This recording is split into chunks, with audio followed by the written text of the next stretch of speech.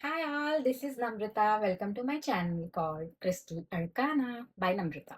Okay, identity याच्याशी related video हवा होता, right? So here I am. Identity म्हणजे काय असते, चेंज कशी करू शकतो? No worries, we will work on it. Okay, identity याचा अर्थ काय असतो, की तुम्ही आता काय आहात? आतमध्ये, रिअलमध्ये, इनर व्हॉइस तुमचं काय आहे? आता हे काय आहे? इनर व्हॉइस, इनर काय? काय बोलता ma'am? Okay, let me explain. Okay, example देते मी. सपोज तुम्ही कुठेतरी अशा प्लेसला गेला आहात तुमच्या फ्रेंड्ससोबत. ओके, आणि तुमचे त्या प्लेसशी रिलेटेड किंवा त्या सिच्युएशनशी रिलेटेड काहीतरी असे एक्सपिरियन्सेस आहेत की जे तुमच्या फ्रेंड्सचे नाही आहेत. ओके, आणि तुमचे फ्रेंड्स तिथे ऑलरेडी खूप जास्त सेफ फील करत आहे, नॉर्मल फील करत आहे, नॉर्मल बिहेव करत आहे, आणि तुमची बॉडी अचानकसे अनसेफ फील करते की मला नाही जायचं इथे, मला नाही जायचं, मला काहीतरी वेगळंच वाटतंय, ते सेफ नाही वाटत आहे, सेफ नाही वाटत आहे, आणि तिथे तुम्ही वेगळं रिॲक्ट करता. राईट, अशा सिच्युएशनमध्ये काय होतं, तुम्ही वेगळं रिॲक्ट करता. आता इथे काय आहे की तुमची बॉडी सेफ फील नाही करत आहे. दॅट्स वाय तुम्ही हे असं बिहेव करत आहात, राईट, की ज्याच्यामध्ये तुम्ही कॉन्फिडंट फील नाही करत आहात. एक्झाम्पल देते मी. किंवा अजून असं पण एक्झाम्पल देऊ शकतो आपण, की सपोज आयडेंटिटी म्हणजे काय असं हे एक्झाम्पल आधी समजून घेण्याचा प्रयत्न करा. अ, तुम्ही तुमचा पार्टनर तुमच्याशी बोलत नाहीये. पार्टनर हे बेस्ट एक्झाम्पल आहे. म्हणजे माझ्या सगळ्या क्लायंट्सना समजून जाईल की मी काय एक्सप्लेन करत असते. पार्टनर हा तुमचा मिरर असतो. आता मी हे एक्झाम्पल डीप आहे, थोडं समजून घ्या. काय होतं, की पार्टनर तुम्हाला काही गोष्टी ट्रिगर करतो. एक्झाम्पल सांगते मी. सपोज पार्टनर आहे आणि तो बोलत नाहीये. ओके. आणि त्या सिच्युएशनमध्ये जर तुम्ही स्ट्रेस घेत असाल, "ओह माय गॉड! तो बोलत नाही. Oh my God! तो मेसेज नाही करत आहे. Oh my God! त्याला दुसरं कोणीतरी पसंत तरी आलं नसेल. Oh my God! माझ्यासोबत कायम असंच होतं." हे लोकांचं इनर कन्व्हर्सेशन असतं, राइट? तुम्ही स्वतःसोबत या लँग्वेजमध्ये बोलता.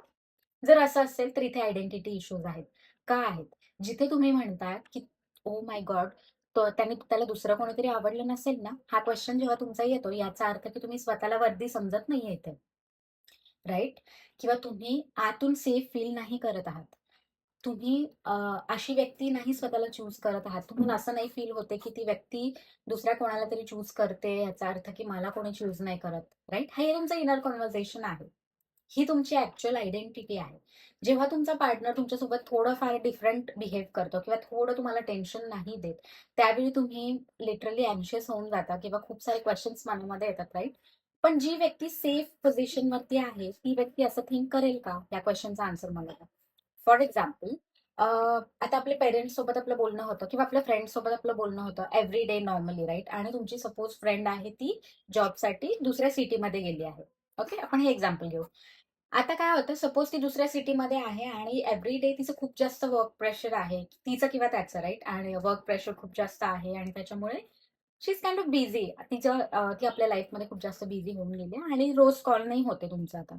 याचा अर्थ हा आहे का की फ्रेंडशिप संपली आहे? किंवा तुमचे पेरेंट्स कुठेतरी लांब राहता आणि रोज तुमचा कॉल नाही होत किंवा त्यांनी तुम्हाला मेसेज नाही केला, याचा अर्थ की हे आहे का की त्यांचं प्रेम नाहीये तुमच्यावरती? इथे चेंजेस समजतायत का? तुम्ही तुमच्या पार्टनरसोबत इथे ओव्हर अँशियस किंवा इथे जास्त तुम्ही ओव्हर थिंकर होऊन जाता, आणि काही काही ठिकाणी, काही रिलेशनशिप्समध्ये तुम्ही नॉर्मली सेफ फील करता. यू नो की तुमचे पेरेंट्स कुठे जाणार नाहीये. तुम्हाला माहिती आहे की तुमची मम्मी आज नाही कॉल केला, तर तुमची मम्मी उद्या कॉल करेल तुम्हाला, राइट? किंवा तुमचा फ्रेंड किंवा तुमची फ्रेंड, आता मी जे एक्झाम्पल दिलं, दुसरीकडे राहायला गेली आहे, ऑफिस वर्क आहे, तर तुम्ही 2-3 दिवसानंतर तरी कॉन्टॅक्ट होईल. 2-4 दिवस नाही झालं, पण वीकमध्ये होईल, राइट? इथे हे समजून घेता का, की जिथे तुम्ही प्रॉपर तुमच्या पोझिशनमध्ये आहात, तुम्ही असं फील करत आहात, की येस, इट्स सेफ. हे रिलेशन खूप सेफ आहे. मला माहिती आहे, मला कॉल करेल. कुठे जाणार आहे? माझीच फ्रेंड आहे, माझीच बेस्ट फ्रेंड आहे. किंवा तुम्ही असं पण विचार करू शकता, की हां, माझे पेरेंट्स आहेत, ते कुठे जाणार आहेत? आज नाही कॉल झाला, तर उद्या होईल. जिथे पार्टनरच्या इथे तुमचं आयडेंटिटी शिफ्टिंग होतं, राइट? इथे या गोष्टी आहेत, ही रिॲलिटी आहे. इथे तुम्हाला हे समजणं इम्पॉर्टंट आहे, की तुमची आयडेंटिटी काय आहे? तुम्ही त्या सिच्युएशनमध्ये सेफ फील नाही करत आहात. तुम्ही असा विचार नाही करत आहात, की तुम्हाला इझिली चूज केलं जातं. आयडेंटिटी ही असते, जिथे तुम्हाला इन्सिक्युअर फील होतं. मी पार्टनरचं एक्झाम्पल काय देते, पार्टनर मिरर आहे असं का म्हणते? कारण पार्टनर अशा काही गोष्टी, पार्टनर म्हणजे तुमचा क्लोजेस्ट पर्सन असतो लाईफमध्ये, राइट? तर असा पर्सन जेव्हा काहीतरी वेगळं बिहेव करतो, त्यावेळी तुम्ही ट्रिगर होता. आणि या ट्रिगरचा यूज करून तुम्ही स्वतःला हील करू शकता. आणि याला म्हणतात आयडेंटिटी. आयडेंटिटी ह्याचा अर्थ की तुम्ही जेव्हा रिअलमध्ये, ॲक्चुअलमध्ये तुम्ही जे आहात, आतमध्ये खूप सारे सबकॉन्शियसमध्ये गोष्टी आहेत, ज्या अजून तुम्हाला स्वतःला अवेअर पण नाही आहात, राइट? पण छोट्या-छोट्या गोष्टी जेव्हा ट्रिगर होतात, त्यावेळी समजून जातं की हां, अरे बापरे! म्हणजे तुम्ही स्वतःबद्दल हे फील करता ॲक्चुअली. दॅट्स वाय तुमचा पार्टनर असं बिहेव करतो आहे. दॅट्स वाय तुमचा एन्व्हायर्नमेंट असा आहे. सो आयडेंटिटी जेव्हा तुम्ही शिफ्ट करणार, आयडेंटिटी जेव्हा चेंज करणार, म्हणजे जिथे तुम्हाला अनसेफ फील होतंय, तिथे तुम्ही स्वतःला सेफ फील करून द्याल किंवा तुम्हाला जेव्हा ही गॅरंटी असेल, की हां, मला इझिली चूज केलं जातं, त्यावेळी तुमचा पार्टनर कुठे नाही जाऊ शकत. सेल्फ रिस्पेक्ट तुम्ही फर्स्ट ठेवता, सेल्फ लव्ह, सेल्फ केअर ही गोष्ट आहे ती तुम्ही फर्स्ट ठेवता आणि यालाच म्हणतात आयडेंटिटी.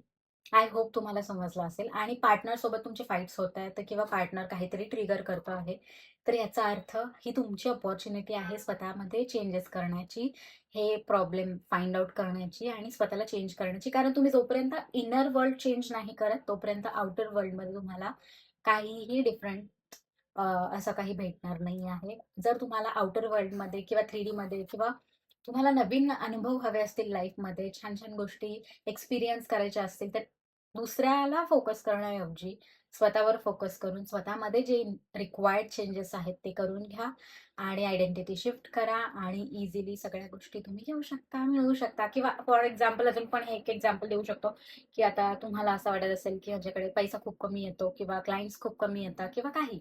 जेव्हा तुम्ही स्वतःला अ, या इन्सिक्युरिटीज पासून लांब ठेवाल, चेंजेस कराल स्वतःमध्ये, त्यावेळी इझिली एफर्टलेसली तुमच्याकडे क्लायंट्स येतील. तुम्हाला कोणाला चेस करण्याची गरज नाही पडणार. क्लायंट्स तुम्हाला चेस करत येतील, राइट? सो एनर्जीचा खेळ आहे हा सगळा. एनर्जीचा खेळ आहे याचा अर्थ आपण स्वतः एनर्जी आहोत. सो आपली जी एनर्जी आहे, जिथे आपण कुठेतरी लॅक करतो आहे, तिथे चेंजेस करा आणि पॉझिटिव्ह गोष्टी अट्रॅक्ट करून घ्या. इतकं डिफिकल्ट असं काहीच नाहीये. आयडेंटिटी याचा अर्थ की तुमची रिॲलिटी, तुम्ही स्वतः कोण आहात, हे तुम्हाला माहिती असतं, right?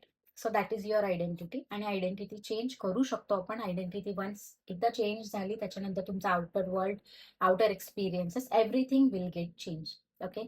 So that's it about identity thing. I hope hope नाही, 1000% 10,000% ऑफकोर्स व्हिडिओ आवडला असेल सो लाईक करा, शेअर करा आणि सबस्क्राईब करा. आणि अजून एक अपडेट होता, की जे लोकांनी क्रिस्टल्स किंवा कोर्सेससाठी मला DM केले होते. So please kindly reach out to me. Yes.